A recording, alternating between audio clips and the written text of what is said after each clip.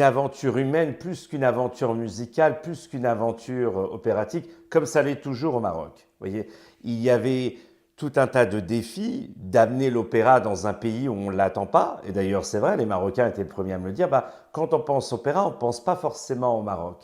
Mais j'ai tendance à rappeler que le Maroc est un des plus grands pays de tradition vocale. Tout le monde chante, tout le monde fait de la musique. Il y a cette tradition vocale d'être autour d'un feu, même au temps des Berbères, où les gens chantaient des chants d'ailleurs qui n'existent même pas en partition. C'est qu'il y a une telle tradition vocale qui est transmise comme ça, et que l'opéra, c'est aussi, je dirais, un symbole de générosité. Et également mélanger cette culture marocaine à l'opéra, ce qui n'était pas forcément facile.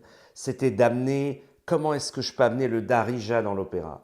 Comment est-ce que je peux amener la darbouka dans l'opéra? Comment est-ce que je peux avoir ces musiciens marocains qui n'ont pas la tradition de la musique classique à jouer avec des musiciens classiques? Moi, je veux avoir tout le monde dans la salle. Vous voyez, je veux que le Maroc entier soit représenté dans la salle, parce que c'est un opéra qui est pour tous les Marocains. Je suis allé dans la Médina de Casa, je suis allé dans le souk de Casa, et j'ai chanté de l'opéra et j'ai donné des flyers. Vous avez des marques de parfums qui vendent des millions de bouteilles chaque année, mais malgré tout, ils donnent des échantillons. Pourquoi est-ce que l'opéra ne donnerait pas des échantillons? Voyez.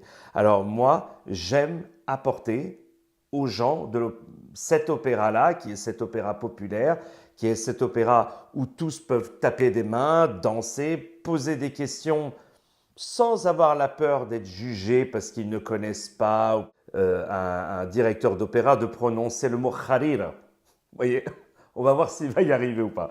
Donc chacun a ses facilités et ses connaissances. Il ne faut pas avoir honte de ne pas avoir les connaissances ou les facilités vers un autre domaine. Vous voyez.